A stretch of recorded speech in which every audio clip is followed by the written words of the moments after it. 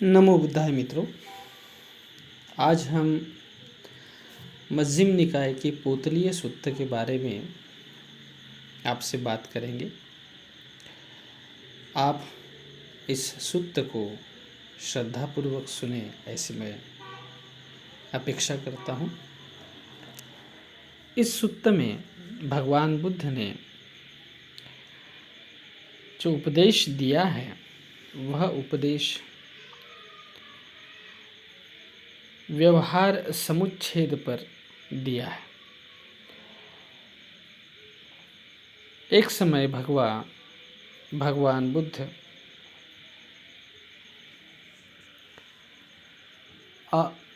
अंगुत्तरा देश के तद्देशवासी व्यवसायियों के आपण नामक कस्बे में साधना हेतु विराजमान थे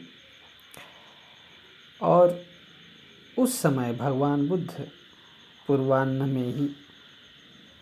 पूर्वाह्न से तात्पर्य यह है कि भोर में ही पात्र चीवर ले भिक्षा हेतु आपण गए। आपण में भिक्षा कर्म से निवृत्त होकर दिन में साधना के लिए समीप के वन प्रदेश के वनखंड में पहुँचे और वहाँ पहुंचकर वे साधना करने लगे। उस समय पोतलीय नामक गृहपति अच्छे वस्त्र धारण किए हुए, जूता पहने, हाथ में छाता लिए, कहीं से पैदल ही चलता हुआ उस वन प्रदेश में पहुँचे। वहाँ पहुंचकर वन प्रदेश के भीतरी भाग में जाकर जहाँ भगवान बुद्ध विराजमान थे वहाँ पहुँचे और वहाँ पहुंचकर भगवान से कुशल मंगल पूछकर वह एक ओर खड़ा हो गया। एक ओर खड़े उस पोतलीय गृहपति से भगवान बुद्ध ने कहा, गृहपति, आसन बिछा है, यदि तुम चाहो तो उस पर बैठ सकते हो। ऐसा कहे जाने पर पोतलीय गृहपति, अरे ये श्रमण गौतम मुझे अब भी गृहपति संबोधन से संबोधित कर रहे हैं। यह विचार करते हुए कुपित हो, अप्रसन्न हो, चुप ही रह जाता है। भगवान ने उसे दोबारा तिबारा कहा कि गृहपति, आसन बिछा है, यदि तुम चाहो तो उस आसन पर बैठ सकते हो। लेकिन पोतलीय गृहपति अप्रसन्न हो, कुपित हो, वैसे ही खड़ा रहा और भगवान बुद्ध से बोला कि भो गौतम, यह उचित नहीं है और मेरे अनुरूप नहीं है कि आप मुझे अभी भी गृहपति शब्द से संबोधित करें। तो भगवान बुद्ध ने कहा कि गृहपति, तुम्हारा भी इस समय वही रूप है, वही वेशभूषा है, वही छाता है, वही चिन्ह है जो किसी गृहपति के हुआ करते हैं। तो बोले, पोतलीय गृहपति बोले कि भो गौतम, क्या आप नहीं जानते कि मैंने अपने गृहस्थ धर्म के सभी कर्म व्यवहार या तो पूर्ण कर लिए हैं या उन्हें त्याग दिया है। गृहपति, कैसे तुमने अपने सभी कर्म व्यवहार पूर्ण कर लिए हैं या त्याग दिए हैं? तो गृहपति बोला कि भो गौतम, यहाँ मेरे पास जो कुछ भी धन धान्य था, चांदी सोना था, वह सब कुछ मैंने अपने पुत्रों को उत्तराधिकार के रूप में सौंप दिया है। अब मेरा उस गृहस्थी से कोई हस्तक्षेप नहीं है। मेरा केवल खाने पीने, ओढ़ने पहनने भर से संबंध रह गया है। भो गौतम, इस तरह मैंने अपने सभी कर्म व्यवहार या तो पूर्ण कर लिए हैं या फिर त्याग दिए हैं। भगवान बुद्ध बोले उस पर, गृहपति, तुम अपने गृहस्थ त्याग की बात जैसे सिद्ध कर रहे हो हमारे आर्य विनय में वैसी मान्यता नहीं है। तो भगवान बुद्ध ने जो है वह पोतलीय गृहपति से कहा कि जिस प्रकार तुम व्यवहार समुच्छेद की बात कर रहे हो, व्यवहार समुच्छेद से तात्पर्य यह है कि जो गृहस्थ जीवन के धर्म थे, जो जिम्मेदारियां थी, उस गृहस्थ जीवन के धर्म से, जिम्मेदारियों से वह मुक्त हो चुका था पोतलीय गृहपति, क्योंकि उन्होंने जो है वह अपने बेटे को, अपने उत्तराधिकारियों को वह सौंप दिया था और इसलिए वह समझता था कि वह व्यवहार से, गृहस्थ धर्म का जो व्यवहार है उससे वह मुक्त हो गया है और इस कारण उसे जो भगवान बुद्ध गृहपति के नाम से संबोधित कर रहा था, गृहपति से तात्पर्य यह है कि गृहस्थ के नाम से, क्योंकि वह गृहपति का तात्पर्य यह होता है कि घर का प्रमुख, जिसके हाथों में घर की सभी कामकाज होते हैं, सभी व्यवहार होते हैं, उस समय में उसे गृहपति कहा जाता था। तो गृहपति भगवान गौतम बुद्ध के द्वारा उसे गृहपति कहकर संबोधन करना उसे अच्छा नहीं लगा, उसको गुस्सा आया और वह अप्रसन्न हुआ। लेकिन बुद्ध के धम्म विनय में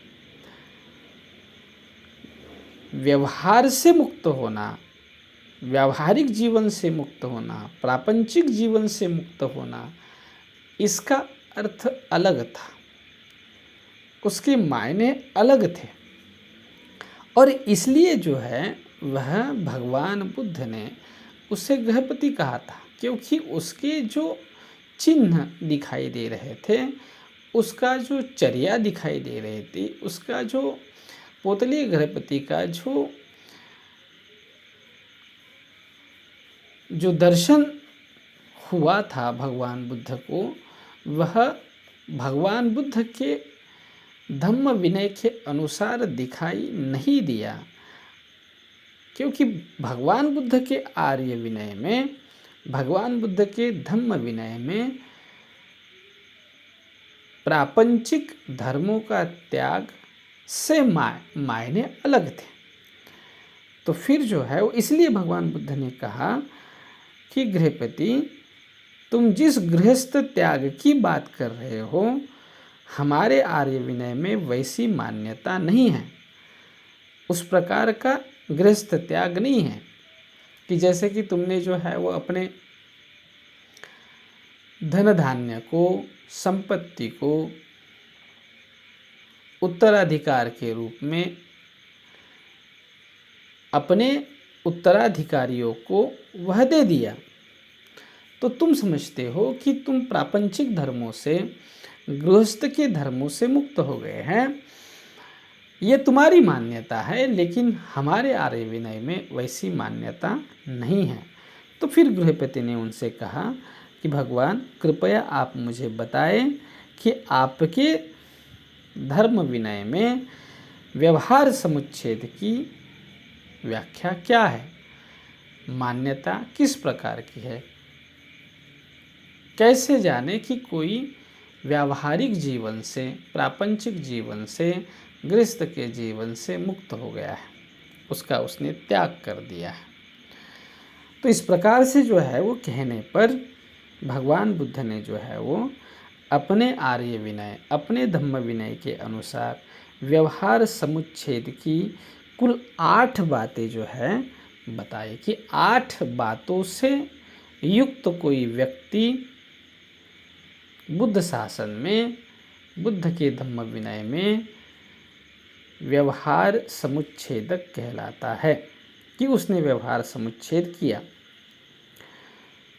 तो वो 8 बातें कौन सी हैं? तो पहली बात उन्होंने बताए कि अपाणातिपातं निस्सायं पाणातिपातो पहातब्ब, अर्थात जो अपाणातिपात माने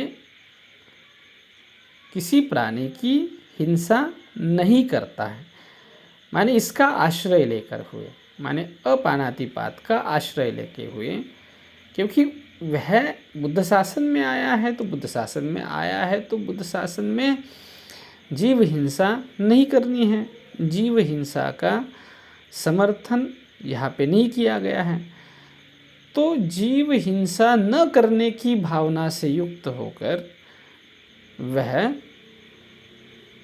जीव हिंसा के कर्मों को त्याग देता है। कि पहले समझ लीजिए कि उसने जो है वह जीव हिंसा के कर्मों को करता होगा, किसी प्राणी की हत्या करता होगा, किसी प्राणी को मारता होगा, लेकिन जैसे ही वह बुद्ध शासन में आया है तो उस कर्मों को, उस भावनाओं को वह अपाणातिपाता माने जीव हिंसा न करने का कर्म, जीव हिंसा न करने की भावना, जिसको हम अहिंसा कहते हैं, बुद्ध धर्म की अहिंसा से वह हिंसा को त्याग देता है, उसे छोड़ देता है। दूसरी बात बताई है, दिन्ना दानं निस्साय अदिन्ना दानं पहातव्यं। दिन्ना दान से तात्पर्य है कि चोरी न करने की भावना से चोरी को त्याग देता है, क्योंकि चोरी करने की भावना, चोरी करने के कर्मों का समर्थन नहीं किया गया है। किसी की वस्तु न दिए बगैर ही आप लेते हैं तो वह चोरी कहलाती है। तो चोरी न करने की भावना से आप जो है वह चोरी को त्याग देते हैं। तो ये हो गया दूसरा जो है वह दूसरी जो धर्म हो गया, 8 धर्मों में से दूसरा धर्म हो गया जिससे आप व्यवहार समुच्छेद करते हैं। तीसरी बात यहाँ पे बताई है, सच्च वाचं निस्सायं मुसावादो पहातव्य। सत्य वाणी से मुसावाणी को, मुसावाद से तात्पर्य है झूठ, असत्य वाणी को आप त्याग देते हैं। फिर उसके बाद बताया है, अब अपिशुनं वाचं निस्साय पिशुना वाचा पहातव्यं। पिशुना वाचा से तात्पर्य होता है निंदापूर्ण वाचा। तो निंदापूर्ण वाचा को आप जो है वो अनिंदापूर्ण वाचा से त्याग देते हैं। माने आप निंदा नहीं करते हैं, निंदा न करने की प्रवृत्ति से आप निंदा को त्याग देते हैं। फिर बताया गया है कि पिसुना वाचा माने जो है वो निंदा करना, चुगली करना, इस अर्थ में। फिर जो है वह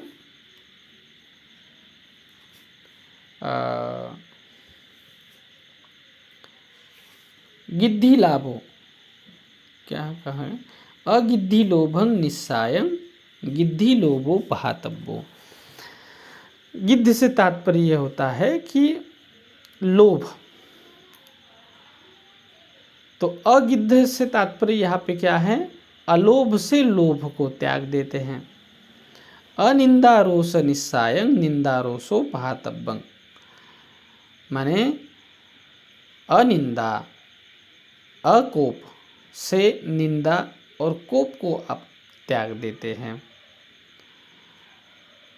फिर कहते हैं, अक्रोधुपासायं निस्साय क्रोधुपासायो पहातव्यं। अक्रोध से आप क्रोध को त्याग देते हैं। अनतिमानं निस्सायं अतिमानो पहातव्यं। अनतिमान माने नम्रता, नम्रता का सहारा लेकर आप अभिमान को त्याग देते हैं।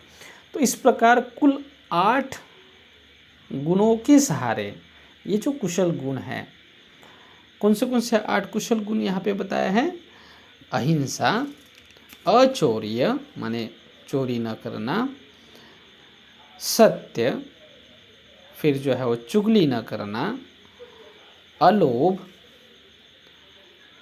अनिंदा, अक्रोध और नम्रता। इसके द्वारा आप माने बुद्ध शासन में कोई व्यक्ति व्यवहार समुच्छेदक होता है, वह प्रापंचिक धर्मों से सांसारिक धर्मों में से जो है वह क्या होता है, त्याग देता है, कि जो उसे सांसारिक जीवन में यह चीज़ें वह करता है, वह भी चीज़ें वो मिथ्या भावना से युक्त होकर ही करता है, मिथ्या दृष्टि के से युक्त होकर ही करता है। तो इसको त्याग दिया, समझ लीजिए कि इन कुशल गुणों के सहारे अकुशल गुणों को वह त्याग देता है, तो सही मायने में वह त्याग है, सही मायने में वो छोड़ना है। तो भगवान गौतम बुद्ध इसे विस्तार से उनको समझाते हैं कि ऐसा क्यों कोई व्यक्ति जो है वह अहिंसा का सहारा लेकर हिंसा से दूर रहता है, क्या आशय है, क्या अपेक्षा है, ऐसा करने के पीछे उसका आशय क्या होता है, उसकी अपेक्षा क्या होती है। तो वह यह सोचता है, जब बुद्ध शासन में आता है तो बुद्ध शासन में आया हुआ श्रावक यह सोचता है कि वह हिंसक हो गया था। वह किस कारण हिंसक हो गया था? क्योंकि हिंसा करने के लिए प्रेरित करने वाले जो बंधन थे, जो संयोजन थे, जो निवरण थे, वह विद्यमान होने के कारण, मन में विद्यमान होने के कारण वह पाणातिपात हो गया था, प्राति हो गया था, इसका मतलब है हिंसक हो गया था। अब वह जो है वह संयोजन का प्रहार करना है, उसे संयोजन का नाश करना है, क्योंकि जिन बंधनों के कारण, जिन निवरणों के कारण वह हिंसक हो गया था, तो वह बुद्ध शासन में आकर उस निवरणों को, उस संयोजन को ही हटा देता है चित्त से, और इस प्रकार से जो है वह अहिंसक होता है, हिंसा न करने वाला होता है। और इस प्रकार से अहिंसा का सहारा लेकर वह हिंसा युक्त चित्त को त्याग देता है। इसी प्रकार जो अदत्ता का त्याग करता है, मूसावाद का त्याग करता है,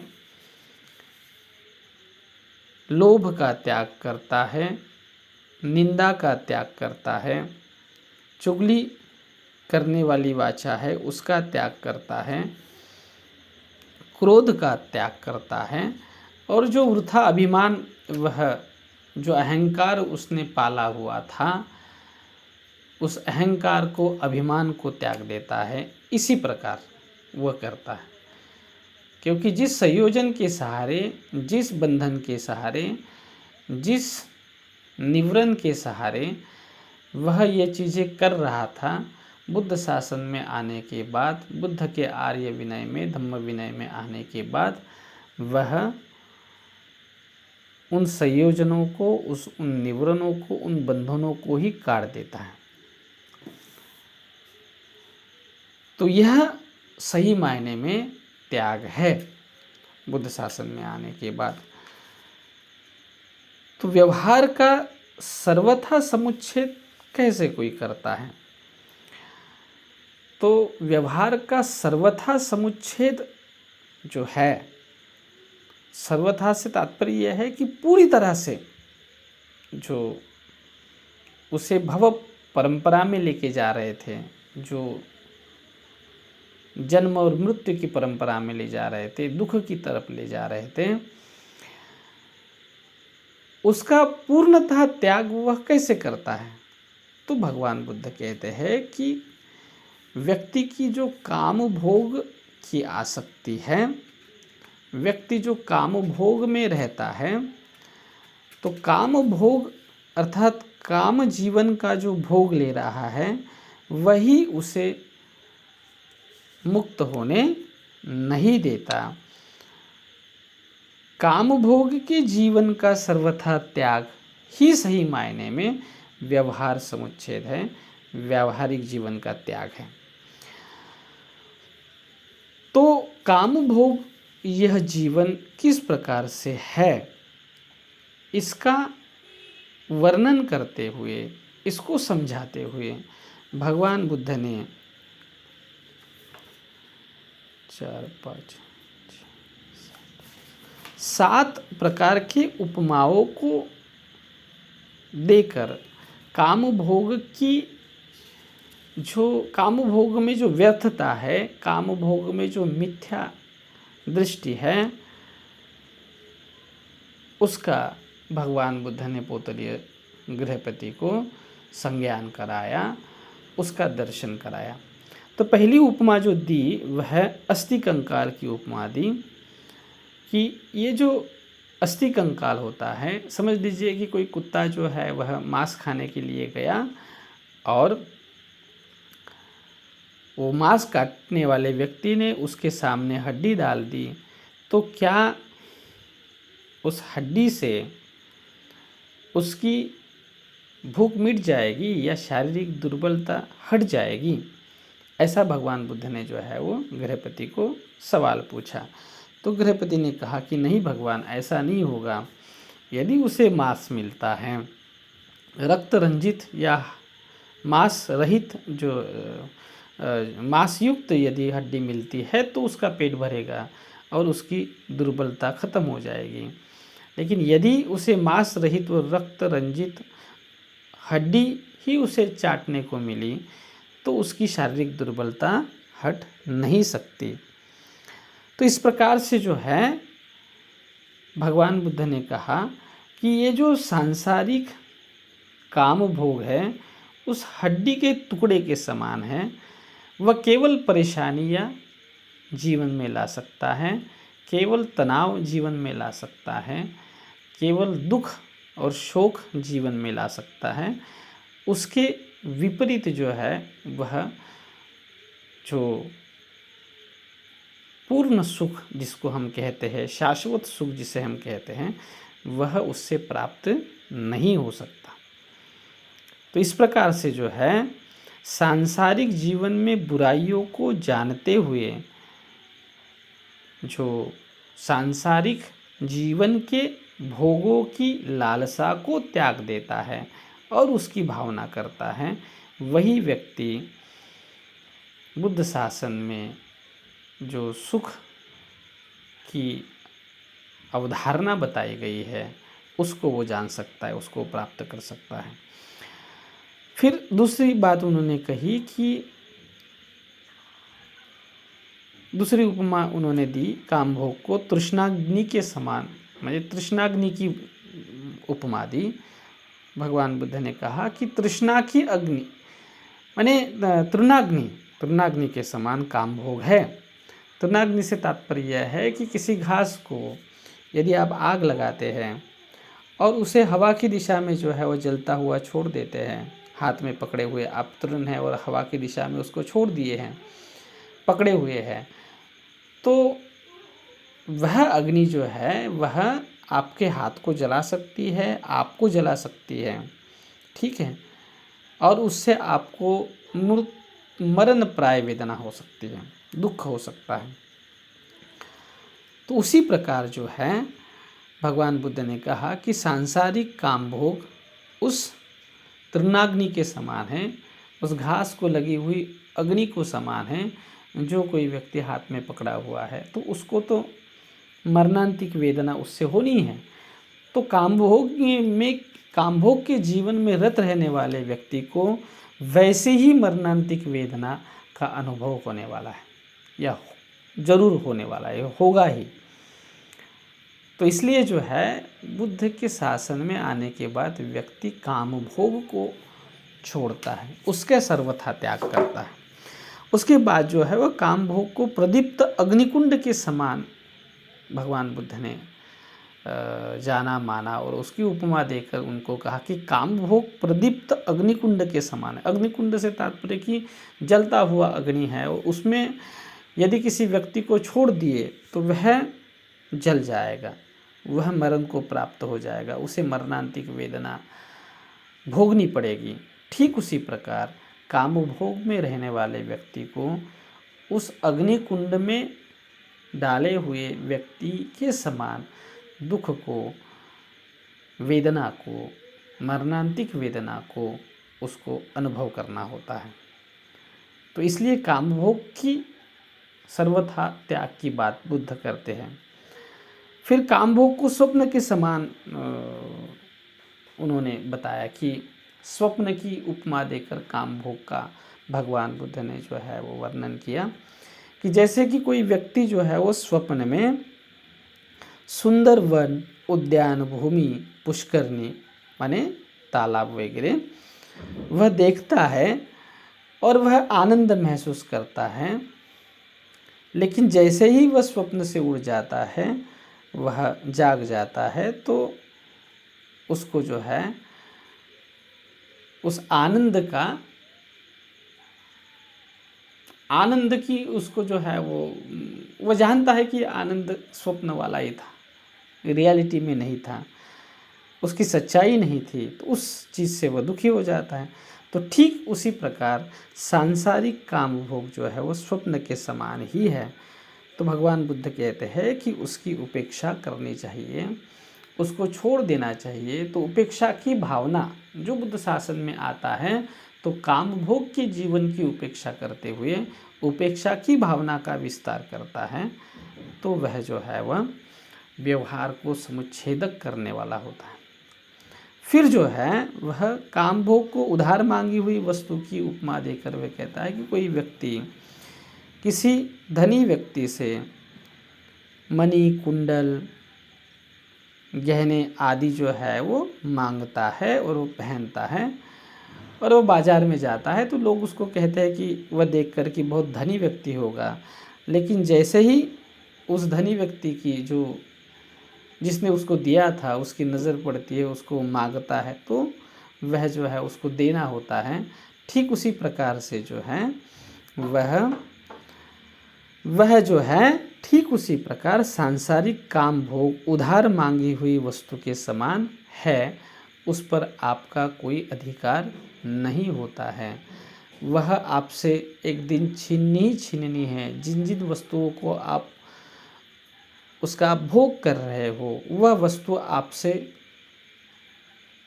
छीन ली जाने वाली है, वह आपसे दूर हो जाने वाली है और उसके बाद आपको दुखी होना है।